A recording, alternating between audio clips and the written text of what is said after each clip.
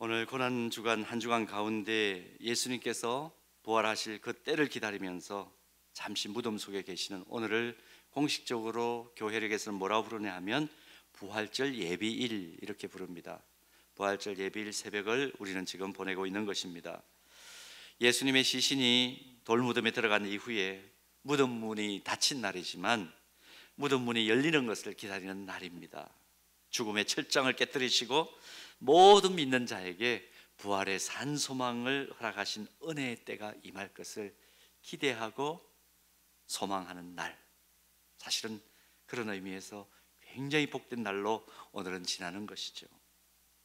그래서 오늘을 은혜의 예비일 혹은 기쁨의 예비일 그렇게 부르기도 합니다. 그래서 교회는 전통적으로 이날 소망을 품고 부활의 기쁨을 찬양하고 또 자신의 몸을 정결케 하는 그런 귀한 날로 지키고 보냅니다.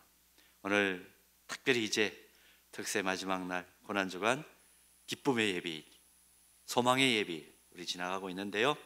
우리 오늘은 어떻게 보니까 따뜻따뜻 많이 붙어 앉으셨네요. 많이 나왔다는 얘기겠죠. 토요일이니까 우리 옆에 분들에게 인사할 수 있으면 하시면 참 좋겠습니다. 우리 한 주간 동안 달려왔는데 이렇게 인사할까요? 잘 달려오셨습니다. 한번 인사하시면 좋겠습니다. 잘 달려오셨습니다. 한 번 더 인사하겠습니다. 부활의 기쁨이 기다리고 있습니다. 부활의 기쁨이 기다리고 있습니다. 한 번 더 하겠습니다. 부활의 소망이 기다리고 있습니다. 우리 자녀들 품에 품고 또 옆에 앉히고 계신 우리 부모님들, 자녀들에게 이렇게 한번 축복할까요? 또 다음 세대들 옆에 있으면 이렇게 축복하십시오. 너 얼굴을 보니 힘이 난다. 한번 인사하겠습니다. 너 얼굴을 보니 힘이 난다. 마음이 막 벅차오르죠.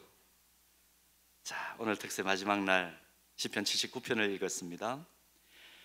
읽어보니까 사이사이에 보여지는 말씀들이 참 받아들이기 어려운 황폐한 그런 현실을 기록하고 있는 것을 봅니다. 이 시편 79편은 고난주간 특세 첫날 우리가 나누었던 시편 74편과 배경이 똑같습니다. 이방 나라 바벨론으로부터 예루살렘 성전이 완전히 황폐해져 버린, 무너져 버린 잠담한 때를 배경으로 시편 74편과 시편 79편 오늘 본문은 똑같은 배경을 가지고 있습니다. 한마디로 이 공동체의 애가, 공동체의 슬픈 노래다, 그렇게 말할 수 있는 시편입니다. 본문 1절에서 3절 말씀 보면 이스라엘 백성들의 자존심을 살려주었던 영광스러운 예루살렘 성전이 완전히 초토화되어 버린 비참한 상황을 표현합니다. 돌무더기가 되었다, 폐허가 되었다, 돌무더기가 되었다. 이것보다 더한 표현이 있을까요? 머릿속에 한번 그림을 그려보시기를 바랍니다. 그 영광스러운 위용을 자랑하던 예루살렘 성전이 완전히 그냥 무너져가지고 흔적조차 찾아볼 수 없는, 그때 여기에 이런 게 있었나? 그런 이야기를 듣는 겁니다. 본문 2절과 3절, 정말 인간적으로 보기에는 지금 전쟁터와 같은 그런 상황입니다. 한번 그대로 제가 읽어보겠습니다. 그들이 주의 종들의 시체를 공중의 새에게 밥으로, 주의 성도들의 육체를 땅의 짐승에게 주며 그들의 피를 예루살렘 사방에 물같이 흘렸으나 그들을 매장하는 자가 없었나이다. 상상이 가는 거죠. 이방 대적들에 의해서 죽임을 당한 유대인들의 시신이 장례식도 하지 못하고 길거리에 방치되어 있으니까 새와 짐승의 밥이 되는 그런 안타까운 현실. 우리가 코로나19가 창궐했을 때 좀 힘든 나라에서 이런 일들이 벌어지고 있었다는 거, 지금 우크라이나에도 이런 일이 벌어지고 있는 것을 우리가 요즘 화면으로 생생하게 보고 있죠. 지금 북한도 또 이제 4월, 5월 춘궁기가 되면 이런 일들이 벌어질 것이라고 지금 식량 전문가들 계속해서 예견을 하고 있는데 얼마나 우리의 기도가 필요할지 모릅니다. 하나님 할 수만 있다면 인도적 차원에서 정부를 위한 것이 아니고 정권을 위한 것이 아니고 그 백성들을 위한 식량이 원조될 수 있는 길을 열어달라고 우리 계속해서 지금 기도해야 될 필요가 있습니다. 영양 공급이 제대로 안 된 어린아이들이 장성한 어른이 되었을 때 여러 가지 질병을 앓는 그걸 생각하면 정말 상상을 초월하는 아픔이 지금 나타날 수도 있습니다. 하여튼 유대인들이 지금 당한 이 현실, 너무나 갑작스럽게 이방 군대의 공격을 받아가지고 죽은 자들이 너무 많았기 때문에 미처 그들을 온전히 매장할 매장지도 없었고 장례식도 못했다, 그런 상황을 기록하고 있습니다. 상황도 상황이지만 더 비참하고 절통할 수밖에 없는 것은 본문 4절에 뭐가 기록되어 있느냐 하면 이웃들의 조롱입니다. 상처에 뭘 붓는 겁니까? 소금을 뿌리는 겁니다. 상처를 후벼 파는 것입니다. 이스라엘 백성들을 아는 주변 사람들이 그들이 당면한 상황을 조소하고 조롱하고 비웃는 겁니다. 남이 잘 되는 것 꼴도 보기 싫어하고 안 되고 못 되는 것은 가시거리로 삼는 것이 인간의 죄된 본성 아닙니까? 상처난 것을 후벼 파는 겁니다. 얼마나 힘들고 절망적인 상황입니까? 근데 여러분, 이것이 몇천 년 전에 이스라엘 백성들만의 상황이 아니고 우리도 이런 일들을 당할 때가 있죠. 우리도 또 이런 장본인이 될 때가 있습니다. 아마 오늘 새벽도 이런 어려움 속에 처해 있는데 하나님께서 침묵하셔서 도저히 어떤 방향으로 나아가야 될는지 진퇴양난 속에 마음의 고통을 가지고 이 자리에 있는 분들도 있으시리라 그렇게 봅니다. 도대체 이런 절망의 상황을 맞이하면 어떻게 해야 되나? 어떻게 해야 되나? 어떻게 길을 찾아가야 되나? 그런 생각이 우리 머릿속에 언뜻 떠오릅니다. 오늘 시편 79편을 통해서 하나님의 자녀들이었던 이스라엘 백성들은 어떻게 길을 모색해 갔을까요? 어떻게 이 절망 중에서 소망을 찾아갔을까요? 오늘 본문을 통해서 우리가 좀 교훈을 받았으면 좋겠습니다. 혹시 새 힘을 얻을 수 있는 길이 어딜까? 오늘 그런 마음 가지고 왔다면 오늘 본문의 이스라엘 백성들의 태도를 통해서 새로운 길을 모색하고 또 그 길을 쫓아가서 하나님의 풍성한 은총을 누리는 새로운 하나님의 사람으로 우뚝 서는 은혜가 있기를 축복합니다. 자, 본문에 나타난 첫 번째 절망 속에서도 소망을 가지기 위해 이스라엘 백성들이 보여주는 태도는 우리가 닮아야 할 것은 뭐냐 하면 아픔과 탄식 속에서도 하나님 앞에 애통함으로 서는 것입니다. 하나님 앞에 남김없이 자기의 상황을 아뢰는 겁니다. 자, 본문 1절 시작 부분을 보십시오. 하나님이여, 이렇게 시작이 됩니다. 우리가 안에 있는 내용들을 좀 이미 살펴보았습니다. 그런 이야기들을 하기 전에 제일 먼저 누구를 부릅니까? 하나님이요. 거룩하신 하나님의 성호를 부릅니다. 자신의 비참하고 짝이 없는 볼품없는 이 목불인견의 상황을 전능하신 하나님 앞에 숨기지 않고 낱낱이 펼쳐놓겠습니다 하는 그 마음을 가지고 하나님의 이름을 먼저 부릅니다. 자신의 아픔을 하나님 앞에 그대로 쏟아내 놓는 것입니다. 사랑하는 여러분, 4월 이제 초순을 지나서 중반을 향해 갑니다. 4월은 잔인한 달이라 그렇게 많이들 이야기를 하더라고요. 옛날 어른들께서는 아마 보리 이삭이 다 있기까지의 요 시기가 춘궁기였던 것 같아요. 그래서 그런 표현이 나왔던 것 같고, 우리 한국 사회 또 이 나라의 역사적으로도 4월은 참 여러 가지 안타까운 일들이 많았습니다. 또 여러 가지 재난도 많았고요, 어이없는 사고도 많아가지고 어린 생명들이 세상을 떠나는 그런 일들도 우리는 보았습니다. 그래서 4월을 잔인한 달이라 그러는데, 우리는 뭐 외부적인 상황 말고 개인적으로 지금 답답한 상황을 맞이하고 있나요? 모든 것이 막혀있다 그렇게 느끼시나요? 그 상황 속에 여러분들 누구를 가장 먼저 생각하시나요? 누가 머리에 가장 먼저 떠오르시나요? 읽을 때마다 마음에 큰 울림을 주는 시가 한 편 있습니다. 하나님은 3등입니다 하는 시인데요, 한번 보십시오. 하나님은 3등입니다 하는 시입니다. 그대로 제가 한번 읽어보겠습니다. 하나님은 3등입니다. 1등은 하고 싶은 일, 2등은 해야 하는 일, 3등은 하나님 만나는 일. 하고 싶은 일 다 하고 해야 하는 일도 다 마치고 그 후에 여유가 있으면 하나님을 만나 줍니다. 하나님은 3등입니다. 어려운 일이 생길 때도 하나님은 3등입니다. 내 힘으로 한번 해보고 그래도 안 되면 가까이 있는 사람에게 도와달라고 하고 그나마도 안 될 때 하나님을 부릅니다. 하나님은 3등입니다. 거리에서도 3등입니다. 거리감이란 뜻입니다. 내게 가장 가까이 있는 것은 내 자신, 그 다음엔 내 마음을 알아주는 사람, 그 다음에야 저 멀리 하늘에 계신 하나님이십니다. 하나님은 3등이십니다. 그런데 하나님께 나는 1등입니다. 무슨 일이 있어도 내가 부르기만 하면 도와주십니다. 내가 괴로워할 때는 만사를 제쳐놓고 달려오십니다. 아무도 내 곁에 없다 생각을 할 때는 홀로 내 곁에 오셔서 나를 위로해 주십니다. 나는 하나님께 언제나 1등입니다. 나도 하나님을 1등으로 생각했으면 좋겠습니다. 만사를 제껴놓고 만나고 작은 고비 때마다 손을 내미는 나도 하나님을 1등으로 모셨으면 좋겠습니다. 내게 1등이신 하나님을, 자, 그 다음 같이 읽을까요? 나도 1등으로 모시고 싶습니다. 아멘. 아멘이 아무도 없으시군요. 여러분, 나도 하나님을 1등으로 모시고 싶습니다. 아멘. 아멘. 사랑하는 여러분, 지금 나에게 하나님은 몇 등이실까요? 지금 우리 교회에, 우리 가정에 하나님은 몇 등이실까요? 무슨 일을 결정하든지 하나님이 1등입니까? 하나님이 먼저 머릿속에 떠오릅니까? 어떤 말을 하든지 어떤 판단과 어떤 선택 앞에서도 그래, 하나님이 1등이시지, 하나님은 뭐라고 생각하실까? 하나님은 어떤 선택지를 나에게 허락하시고 가라고 하실까? 그 생각을 하는 것 필요하다. 오늘 이스라엘 백성들의 태도를 통해서 확인합니다. 하나님 하고 부르짖는 것. 자, 그런가 하면 두 번째로, 절망 속에서도, 그 참담한 절망 속에서도 이스라엘 백성들이 소망을 찾아가는 두 번째 길을 이스라엘 백성들은 이렇게 보여줍니다. 회개의 눈물에 젖어 있습니다.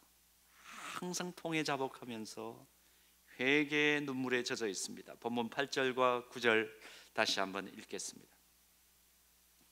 우리 조상들의 죄악을 기억하지 마시고 주의 긍휼로 우리를 속히 영접하소서. 우리가 매우 가련하게 되었나이다. 우리 구원의 하나님이여, 주의 이름의 영광스러운 행사를 위하여 우리를 도우시며 주의 이름을 증거하기 위하여 우리를 건지시며 우리 죄를 사하소서. 우리 죄를 사하소서. 기도로 하나님 앞에 나아가는 가운데 자신의 죄가 깨달아진 것입니다. 이 참담한 현실을 맞이한 것은 하나님이 잘못되었기 때문이 아니고 하나님께서 우리를 방기해버리시고 책임을 놓아버리셨기 때문이 아니라, 우리 손을 놓아버리셨기 때문이 아니라 하나님 앞에 우리가 범죄했기 때문입니다. 이 고백을 지금 하고 있습니다. 어쩌면 이 고백을 하는 아삽은 죄를 짓지 않았는지 몰라요. 그러나 하나님 앞에서 아무리 생각해봐도 자기는 도덕적으로 정당하고 모든 상황 속에서 나름대로 괜찮은 삶을 살았는데, 균형 잡힌 삶을 살았는데, 자기가 속해 있는 공동체를 보니까, 또 옆에 있는 이웃들을 보니까 너무 불의하게, 부정의하게 살더라는 겁니다. 깨닫습니다. 아, 내가 하나님 앞에서 이 백성들이 짓고 있는 죄를 하나님 앞에 늘 고백해야 될 내가 왕같은 제사장이로구나. 그 각성을 아삽은 하게 된 것입니다. 그래서 자기 혼자 죄가 없다고 우기지 않습니다. 난 안 그런데 왜 하나님 나에게도 이런 공동체적인 안타까움을 허락해 주세요? 그렇게 말하지 않습니다. 백성들의 죄가 곧 나의 죄입니다. 백성들의 무지몽매함이 곧 나의 잘못입니다. 그들에게 선한 영향력을 끼치지 못했던 나의 잘못입니다. 여러분, 이사야 선지자가 이사야 59장 1절과 2절에서 하나님의 자녀들이 일상에서 하나님의 뜻대로 살아가지 못하는 이유를 이렇게 밝혀줍니다. 여호와의 손이 짧아 구원하지 못하심도 아니요 귀가 둔하여 듣지 못하심도 아니라 오직 너희 죄악이 너희와 너희 하나님 사이를 갈라놓았고 너희 죄가 그의 얼굴을 가리어서 너희에게서 듣지 않으시게 함이니라. 결국 문제는 무엇입니까? 하나님과 친밀하게 지나지 못하고 하나님의 은혜를 경험하지 못하고 하나님의 능력과 역사를 자기의 것으로 만들지 못하는 것은 죄 때문이다. 이사야 선지자는 분명하게 지적을 합니다. 여러분, 하나님과의 거리가 멀어지고 하나님의 은총을 경험하지 못하고 하나님께서 폭포수같이 내리시는 그 복락의 강수를 경험하지 못하는 것은 죄라고 이사야 선지자는 분명히 말했습니다. 그런데 여러분 생각할 때 그런 생각이 들지요. 난 죄가 없는데, 난 죄 지은 적 없는데, 나는 그렇게 윤리적으로 크게 잘못한 것도 없고 정말 나는 나름대로 하나님 말씀의 기준에 순종하며 살려고 몸부림치는데 왜 나에게도 이런 일이, 왜 나에게도 이런 일이, 그런 생각이 혹시 드시나요? 물론 내 죄 때문만은 아닙니다. 그러나 여러분, 우리가 하나님의 자녀로서 영적인 통찰력을 가져야 될 것은 뭐냐 하면 하나님과의 관계 속에서 그 누구도 의인은 없다라는 생각이 필요합니다. 경건한 자의 회개라는 말을 들어보셨어요? 아주 역설적인 표현이죠. 경건한 사람이 뭘 회개할 게 있습니까? 하나님 말씀대로 살아가는 경건한 사람이 무슨 회개할 거리가 있나요? 그런데 여러분, 경건한 삶을 살아가면 살아갈수록, 신앙의 세계에 깊이 들어가면 들어갈수록 깨닫는 것은 뭐냐 하면 더 많이 회개할 것이 있다라는 사실을 기억하십시오. 검은 종이 위에는 뭐 검은 볼펜으로 점 하나 찍는다고 해가지고 표가 안 납니다.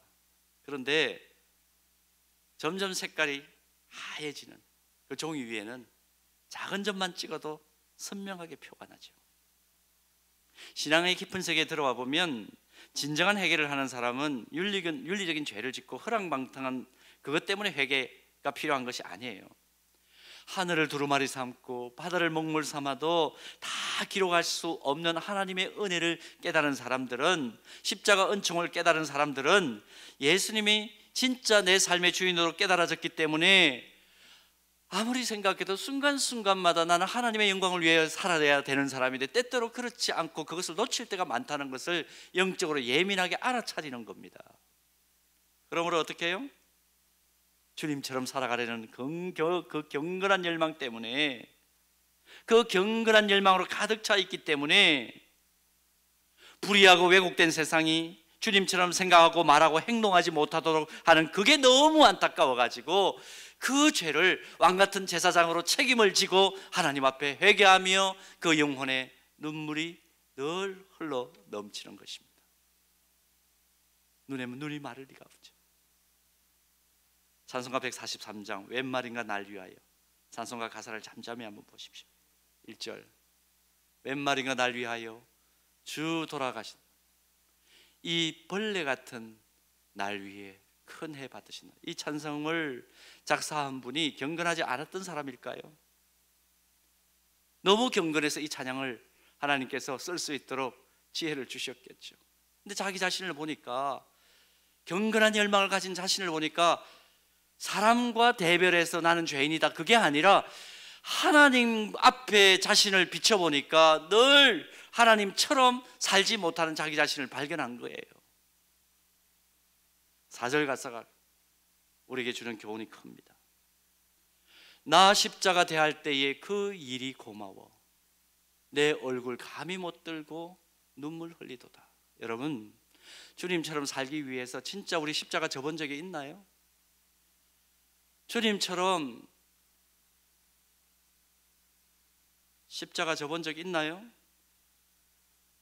그 십자가 앞에 자기의 삶을 비추어 보니까 기준이 다른 거예요. 기준이, 난 저 사람보다 좀 나아, 그 정도의 수준이 아닙니다. 우리의 기준은 낮지 않습니다. 표준이 낮으면 망한다 그랬죠. 교회의 표준도 마찬가지입니다.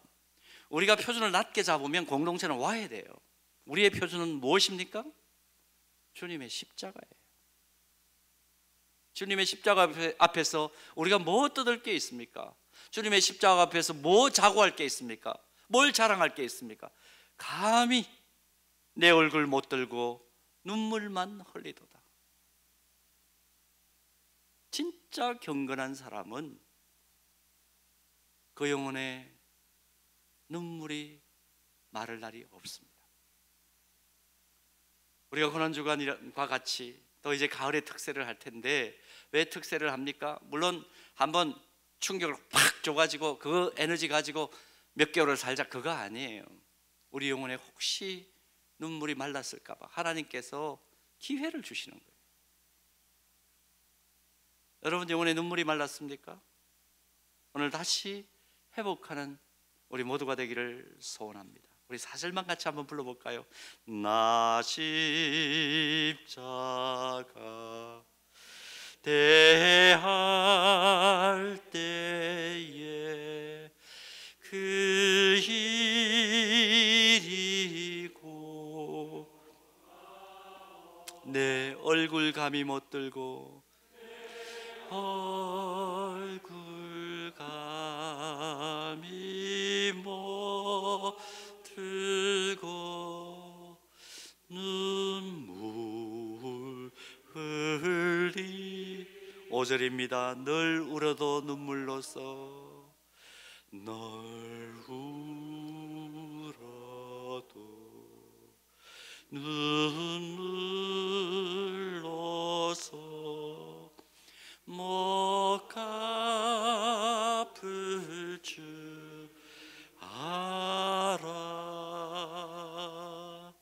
몸 밖에 드릴 것 없어 이 몸 바칩니다.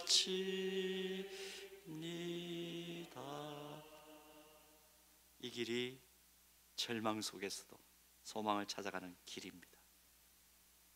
십자가를 표준으로 삼고 십자가가 기준이 되어서 살아가는 삶,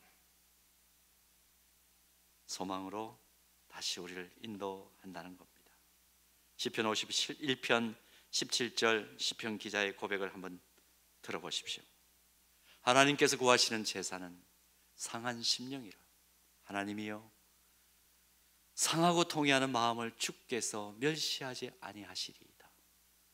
날마다 주님 앞에 나올 때마다 주님의 십자가가 기준이기 때문에, 하나님의 말씀이 기준이기 때문에, 주님, 저는 늘 부족합니다. 저는 아무것도 아닙니다. 누구에게 자고할 수도 없고 자만할 수도 없고 내 것만 주장할 수도 없는 그런 십자가를 대할 때마다 흉악한 죄인인 것을 고백합니다. 이 상한 심령으로 이 예배당에 와서 엎드릴 때에 진짜 하나님께서 허락해 주실 수밖에 없는 평안과 기쁨과 은총과 새로운 소망과 능력과 힘을 공급받게 될 줄로 믿습니다. 한 가지만 짧게 더 봅니다. 절망 속에서도 소망을 어떻게 찾아갈 수 있을까? 어떤 상황 속에서도 오직 주님만 바라보는 것입니다.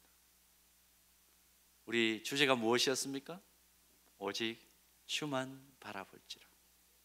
오늘의 결론입니다. 어떤 상황 속에서도 오직 주님만 바라볼지라. 본문 9절에서 끝절인 13절 사이에서 이스라엘 백성들은 주의 이름이 온 땅의 영광을 얻기 위하여 자신들을 구원해달라고 간청을 합니다. 이것은 단순히 당면한 환난에서 벗어나기만을 원하는 기도가 아니고 온 땅과 세계 속에 하나님의 영광이 나타나기를 소원하는 내용 그 자체입니다. 그리고 이렇게 간구하는 근거를 본문 13절에서 제시를 하는데요, 보십시오. 본문 13절, 우리는 주의 백성이요 주의 목장의 양이니 우리는 영원히 주께 감사하며 주의 영예를 대대에 전하리이다. 이 말씀의 의미는 이 기가 막힌 상황 속에서 장례를 치를 수조차 없는 그런 기가 막힌 상황이라 할지라도 내가 구원을 바라고 새로운 소망을 가지기를 원하는 것은 내가 결코 의로워서가 아니라는 겁니다. 구원 얻을 자격이 있어서가 아니라는 겁니다. 하나님께서 그 아들을 내어주시고 십자가에 달려 죽이시기까지 우리를 사랑하시고 자녀 삼아 주셨기 때문에 나를 통해서 하나님의 영광이 드러나야 하겠기에 주님, 제가 주님만 바라보나이다. 그러므로 나를 다시 살려주시고 소망의 길로 걸어가게 하옵소서. 그 간구입니다. 영광의 도구로 쓰임받아야 될 왕같은 제사장이 저 자신의 정체성인 것을 깨닫습니다. 주여, 그러므로 하나님의 영광을 위하여 나를 다시 살려 주옵소서. 여러분, 이 자기 정체성에 대한 확신이 있을 때에 우리는 주님 바라봅니다. 주님 바라볼 때에 주여 우리에게 다시 회복의 은혜를 허락하여 주옵소서. 육신의 병력함을 가지고 있습니까? 치유의 은혜를 허락해 주옵소서. 주님, 우리에게 경제적인 연약함이 있습니다. 경제적인 풍요로움을 우리에게 넘치게 허락하여 주옵소서. 자, 경제적 풍요로움을 주십니다. 우리에게 치유함을 주십니다. 회복함을 주십니다. 그 다음에 뭐 하실 겁니까? 하나님의 영광을 위해 살고 싶습니다. 하나님의 영광을 위해 살고 싶습니다. 하나님, 저 하나님의 영광을 위해 정말 집중해서 살고 싶습니다. 나에게 남은 인생 그냥 하루하루 흘려보내지 않고 하나님의 영광을 위하여 정말 살고 싶습니다. 그러므로 회복함을 주옵소서, 치유함을 주옵소서, 내 손에 풍성한 것을 들려주옵소서. 이 고백이 오늘 우리에게 있을 때 하나님께서 우리를 절망의 한복판에서 소망의 길로 인도해 주시는 놀라운 역사를 경험하게 하시는 겁니다. 사랑하는 여러분, 이 놀라운 진리를 이 새벽에 우리 함께 깨달으십시다. 진짜 하나님에게 필요한 것이 뭐냐? 오직 주만 바라볼지라. 이번 한 주간 2023년 고난주간 특세를 마무리하면서 도달한 결론, 오직 주만 바라볼지라. 어떤 상황에서도 나는 주만 바라볼 것이라. 어떤 상황 속에서도 하나님의 영광을 위하여 나는 살려고 하기 때문에 주께만 소망이 있는 줄 알고 주만 바라볼지라. 그 과정 속에서 나는 치유와 회복과 풍성함과 형통함을 경험하여 하나님의 영광을 위하여 살다가 주님 앞에 서리라. 오늘 그 결론이 우리 안에 있어지기를 소원합니다. 그런 고백을 하는 나 때문에 우리 가정이 정말 형통한 가정이 되고, 우리 교회가 이 세상의 소망의 거루터기가 되고, 온 땅에 주님의 복음을 선포하는 생명 공동체가 되고, 이런 내가 기도하는 한국교회와 이 나라와 이 민족이 하나님이 주목하시고 사랑하시는 공동체로 변화되는 놀라운 역사. 이 땅의 모든 어려운 문제들, 지구촌의 여러 가지 답답한 상황들이 마음같은 제사장인 주님, 제가 주만 바라봅니다 라고 엎드려 기도하는 우리의 기도가 물려 퍼질 때 그 모든 산적한 문제들이 해결되어져 버리는 놀라운 역사가 나타나게 될 줄로 믿습니다.